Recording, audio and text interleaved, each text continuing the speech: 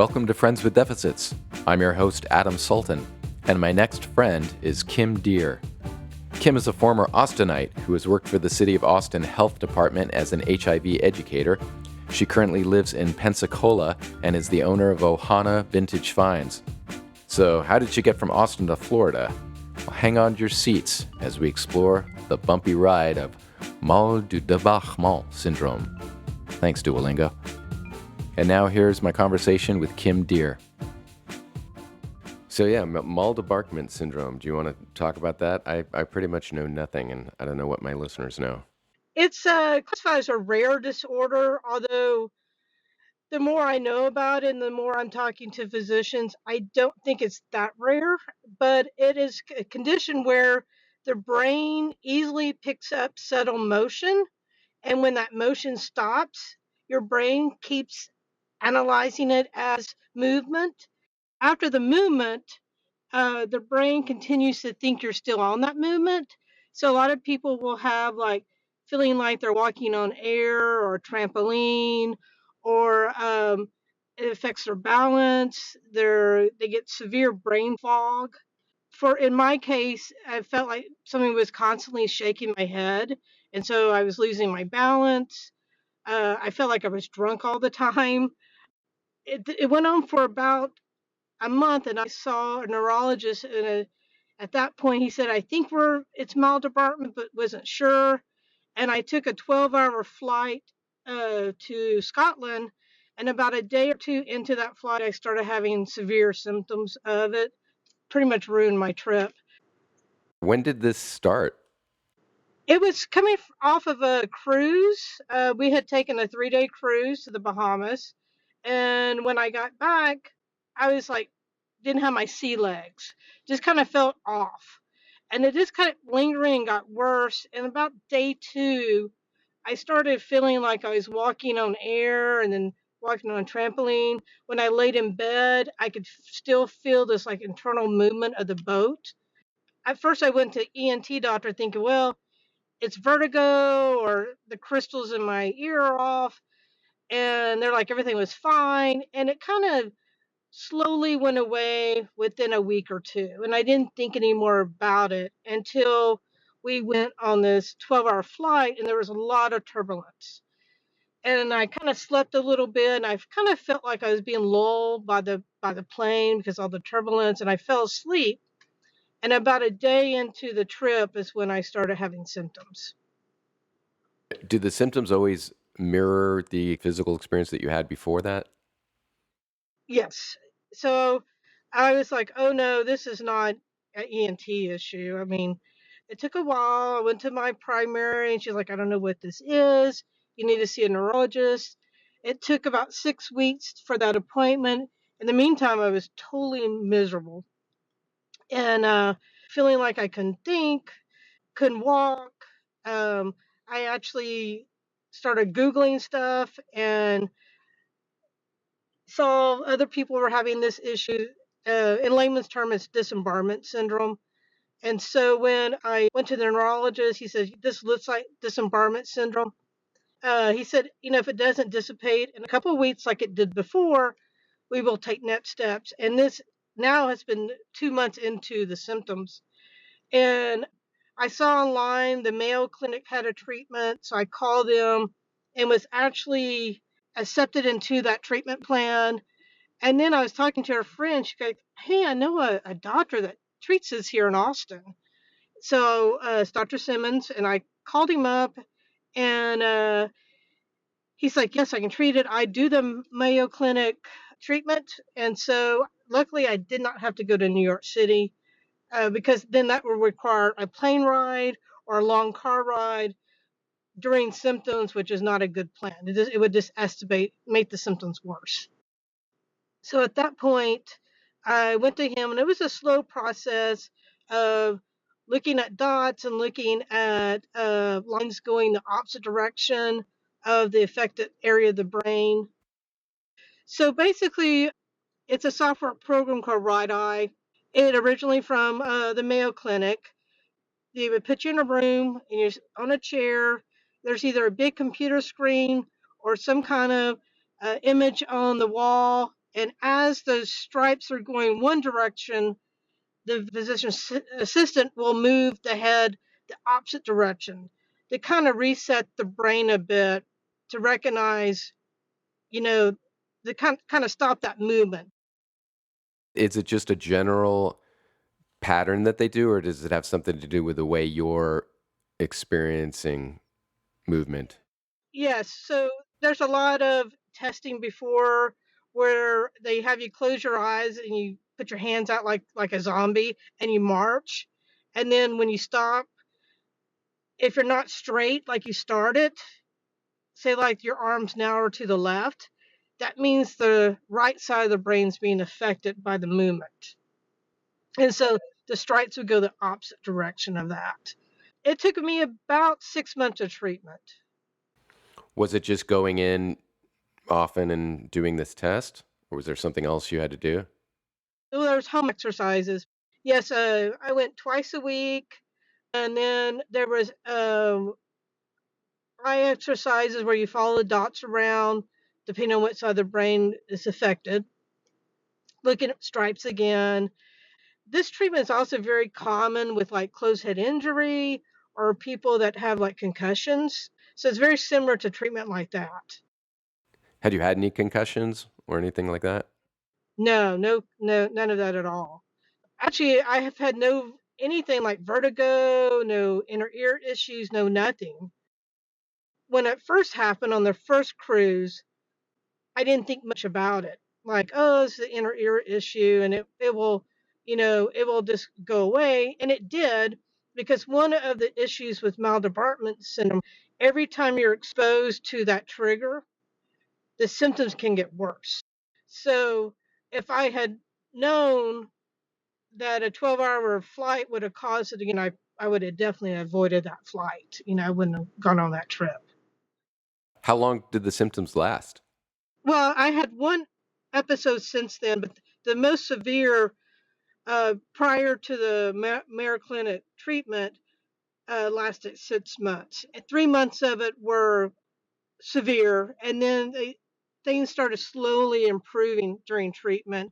And about the fifth month, I would say I was about 99% back. And it took another month before I really felt 100% myself. So how does it feel?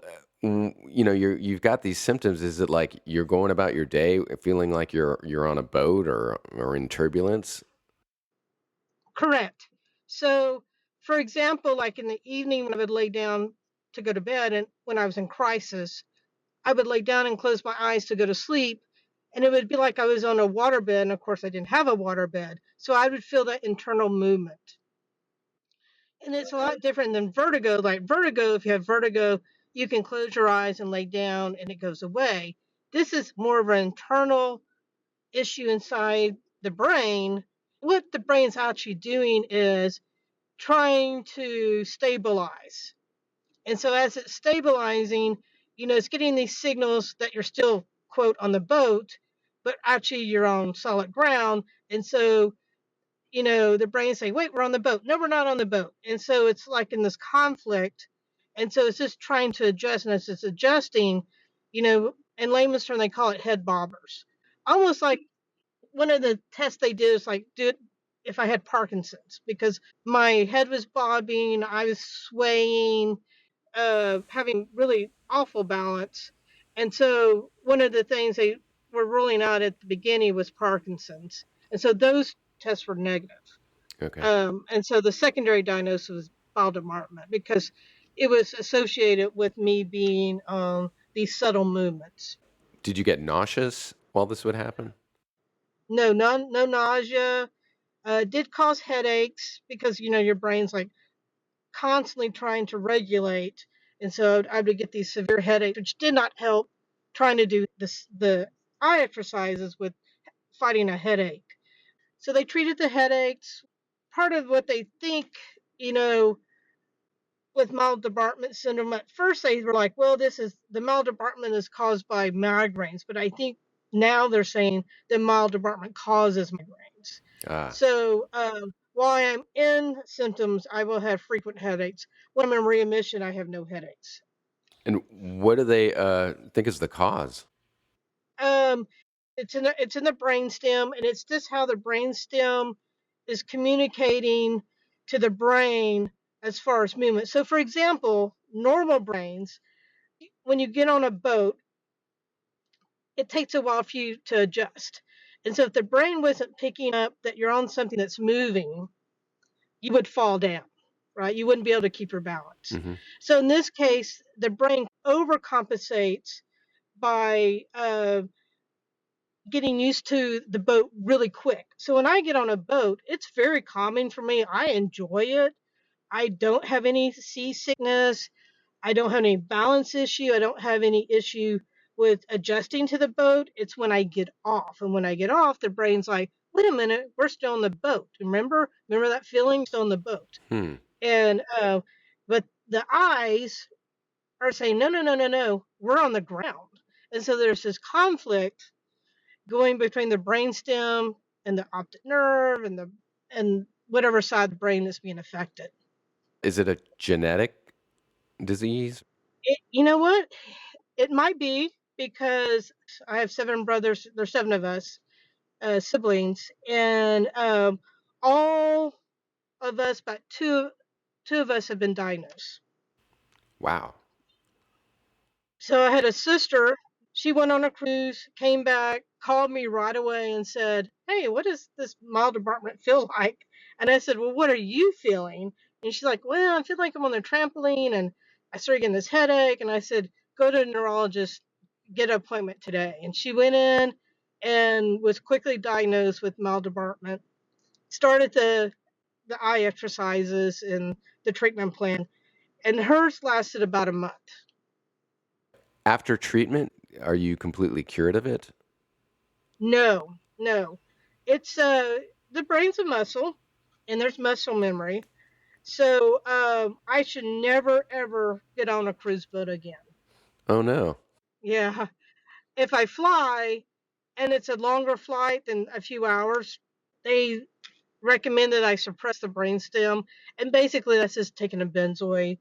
I've had a number of flights since 2019. I take the medication right before I get on.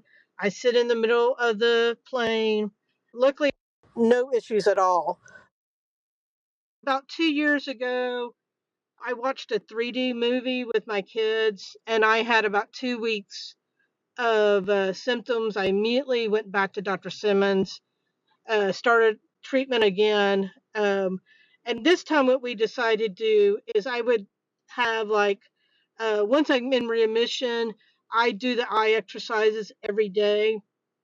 Hence why we moved to Florida. One of the things that's really great for the brain is being able to see the horizon. So I do about 3 or 4 times a week go to the beach.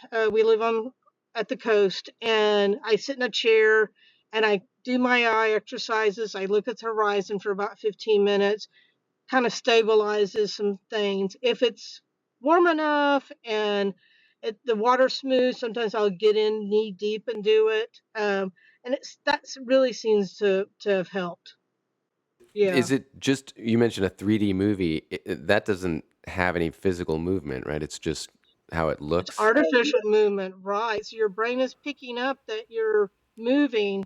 And that's how one of my brothers was diagnosed. He took a spin class that had one of those screens where it looks like you're riding the bike in the mountains, and then Uh-huh. it has all these scenes. Mm-hmm. And he got off that, and about a day later had pretty significant. His lasted almost 2 months, I believe.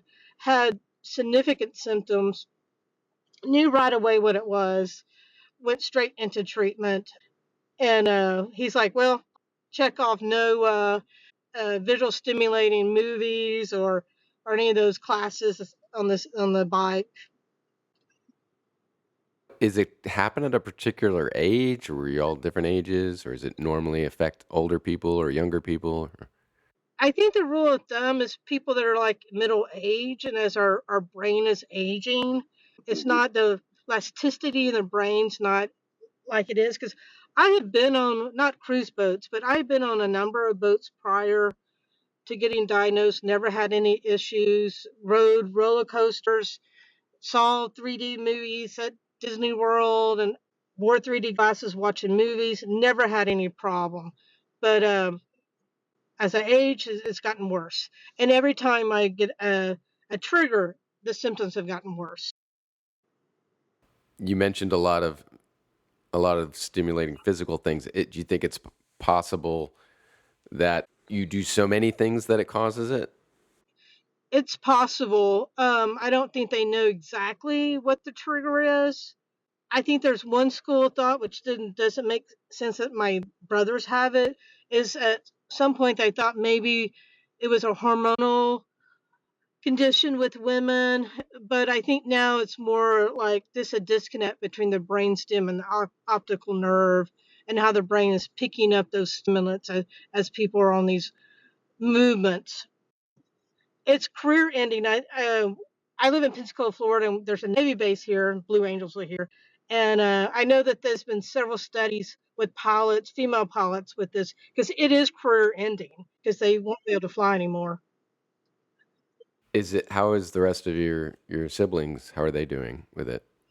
Everybody's in readmission. The two siblings that have not been diagnosed have sworn off cruise boats, 3D movies, no more rides. One of my brothers was diagnosed after being on a roller coaster. He had got on a roller coaster with his son and felt like he was on the roller coaster ride for about 3 weeks. And he was like, he felt miserable. And he's like, not worth it, not going to, get on boats, no rides, no 3D movies, no goggles that you watch any kind of, what do they call those, visual glasses or anything like that. All of us stay away from all of that. How long do you have to be exposed to some sort of movement? You know, they don't know. Um, so I had another episode of this in between that lasted a week. I took a ferry ride. I took my son to San Francisco, and we took the ferry ride. Anyway, I was on the ferry ride, and it was a 15-minute ferry ride, and I had symptoms after getting off the boat. What about like elevators or escalators? I avoid them, and I just take the stairs. I've never had symptoms on any of those, but if I could avoid them, I take the stairs. Does it have to be a movement that's happening to you rather than when you instigate? Like if you jump around and do somersaults or something, is that going to cause it, or does it have? No, no. If I'm in charge of the movement, I'm fine. So I swim in the ocean. It's really good for my syndrome. Being on a raft, no, no. I don't get on rafts because that's the raft is doing the movement, not me. So as long as I'm in charge of the movement, I'm fine. With car rides, I do all the driving, so it makes me look ahead. If I'm a passenger, sometimes I will have a few hours of symptoms after mild symptoms after being in the car for a while. Luckily, I don't have too many symptoms being in the car. And you say the symptoms kind of match the experience, right? So it would just feel like you're in a car, more or Well, you less. just feel like this internal movement. It's kind of like being on a ride that you can't get off. Yeah. Oh my gosh. What if you were moving on, during the movement, if that makes sense? Like if you're on a cruise ship and you're doing a lot of movement and activity, would that help it, you think, or make it worse? See, the problem is then you go to sleep and you're not moving. Yeah. For me, it's like because the symptoms are so awful, the thought of getting on a cruise ship doesn't even appeal to me. Like it's just like when people say they're going on a cruise ship, I'm like, have fun. Yeah. I have no desire to go on a cruise. I I don't want to go on a sunset cruise to go see the sunset. I can see it from the beach. I'm good. Yeah. Well, here's a question I ask all my guests is Uh, what, if any, would you see as the benefits of having disembarkment syndrome?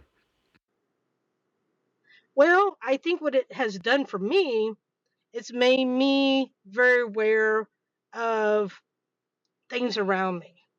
So when I'm at the beach looking at horizon, I have a greater appreciation for that horizon. I can sit there and think, this is good for me, it's good for my soul, it's good for my brain. I'm very relaxed.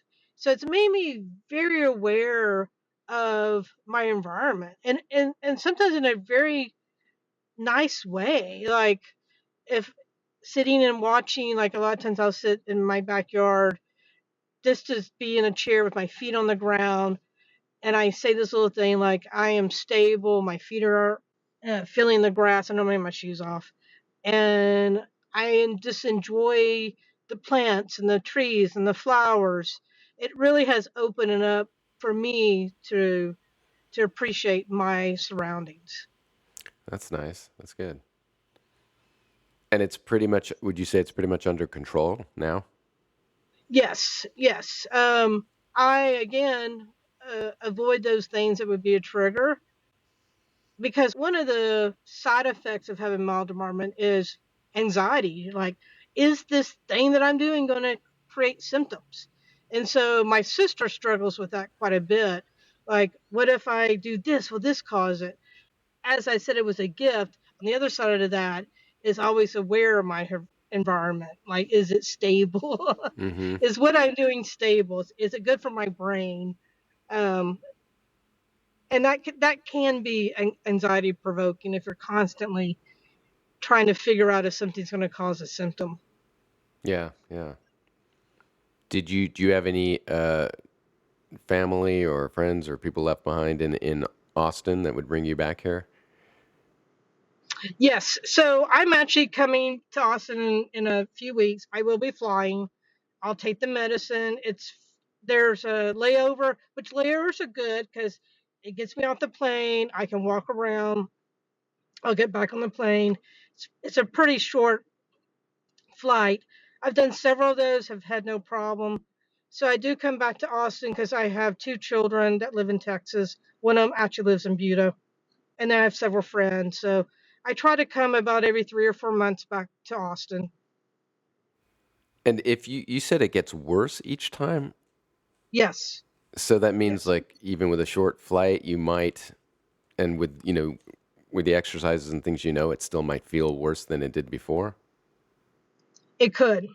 It's always a little bit of a risk. So that's why I'm like, take the medicine. I take my iPad with me. Uh, all my friends know that I'm going to take 15 minutes a day and sit down and do this. Functional neurology is what it's called. Basically, you know, looking at the dots. Yeah. Is that something you do after you've experienced, travel or something, or do you do that daily? I have a maintenance program that I do every day, but if I'm having symptoms, then I figure out what side of the brain's being affected, and then I would do those stripes and watch the stripes and turn my head. So there's different exercises I will do if I'm having symptoms. But daily there's just this standard maintenance program that I do just to kind of keep the brain stable for that day. But if I'm exposed to a movement, it's a chance that I take that I will have symptoms. And the medicine, what did you say you take for it? Or is it just for the headaches? But yeah, this medication for the headaches. There's no magical pill for Hmm. mal de Débarquement. Is there any like promising research, or is it kind of treated as it's always been? There is, like I said, we're a society that's constantly on the move. More people are flying. More people are getting on cruise boats. So I think there's more folks getting diagnosed. So there's been several. The Mayo Clinic has done most of the research, and for them, they've done different things like where they've hit the brain with a magnet to kind of activate that side of the brain that's being affected by maldebarment. There's different medications trials. There's been astronauts that had something similar to mild debarment from being in space, especially female astronauts. Again, there's been a few of the female Blue Angels that have this disorder. So the more people that are getting diagnosed, I think that's opening more research up. Yeah, that's good. Or do any of the medications or treatments for like vertigo or something like that, or Parkinson's, would they? work at all? No, no, they don't. And I've tried it, like, you know, taking whatever medicine you would for seasickness doesn't help it. Anything any kind of like vertigo medicine doesn't help it. Have you had any experiences where you subject yourself to some experience that should cause it, but you don't get the symptoms? Driving, and of course, if I'm the passenger, I do take medication, but in driving, if I'm the driver, I've driven several times where, like, I went to Houston. I drove to Houston for Christmas. I didn't have any symptoms there or coming back. Again, I've had some flights where I hadn't had any symptoms. But again, I try to sit like in the middle of the plane, so if there is some turbulence, at least it's not as bad. So this kind of makes some conscious decisions on, um again, my environment, right? Where am I sitting? I'll listen to music while on a plane, but I don't watch any kind of TV shows or movies or watch anything. I don't do any extra brain stimulation, if that makes sense. Uh-huh. But I may listen to something, but I'm not going to watch anything while I'm on the plane. Yeah, that's smart. Same thing with being in the car. I don't look at my phone or try to read or anything like that. Yeah. So it makes you safer and more mindful. Right, right. Yeah. No texting. Yeah. Pretty good. Well, what else? Any other things I didn't get to ask or that you wanted to talk about?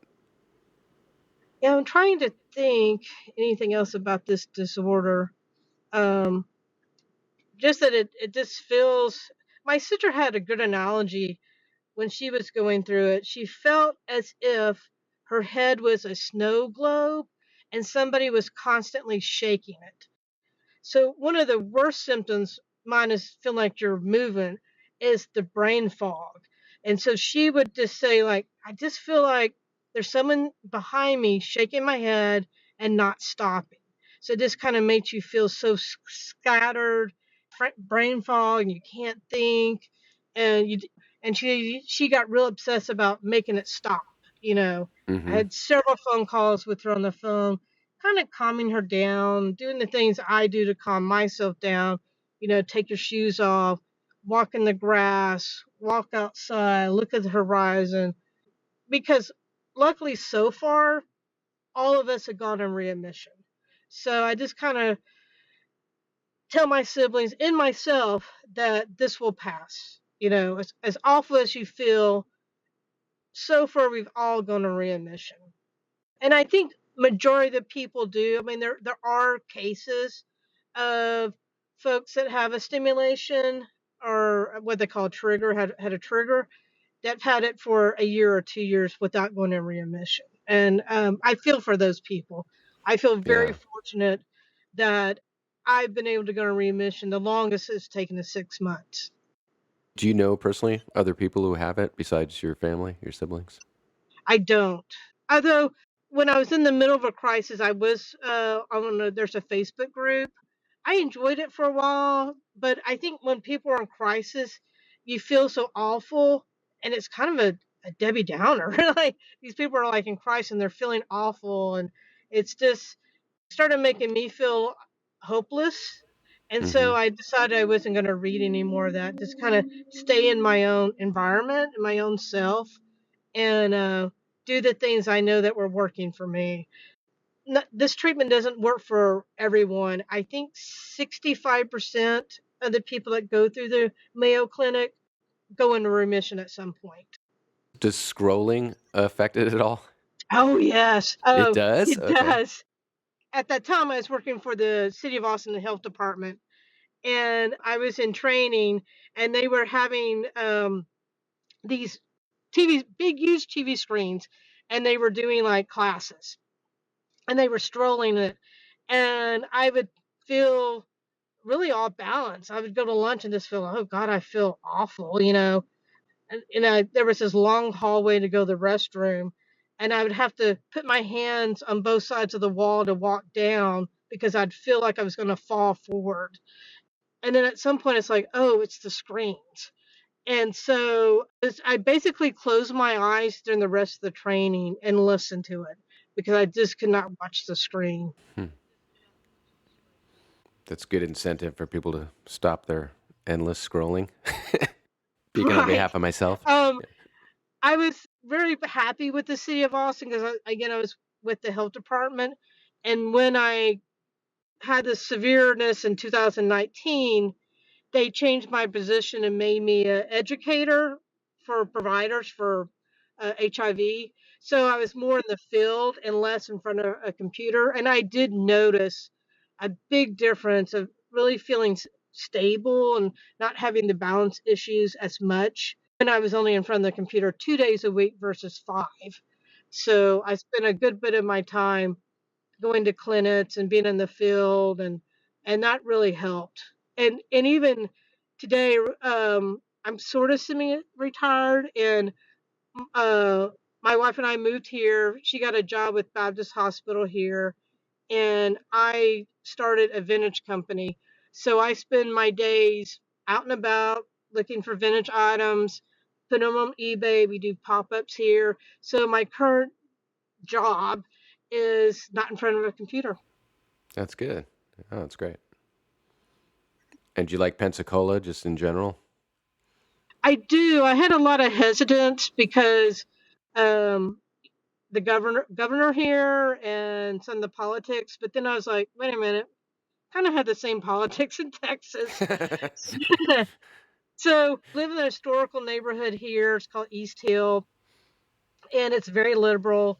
There's a bunch of gay people around us, so we kind of live in our little bubble here. Mm-hmm. And of course, I go back to Austin. We have friends there, so um, I do. We live like 5 blocks from the bay side of the water, so it's really nice to drive down and be at the beach within 5 minutes. Yeah, that's great. Yeah. Since moving here, I have had very little symptoms. I mean, this I feel very blessed that we were able to make this move and kind of just stabilize our lives a bit. Not only stabilize my brain, but leave some stressors behind us and live a more quiet, simple life. That's great. Well, thanks for talking with me, Kim, and telling me about this interesting issue I'd never even heard about.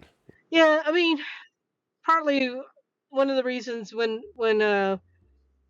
we started talking about my condition is a lot of people don't know about it. So, if you have family members that are struggling, with movement, it's something to think about. Yeah.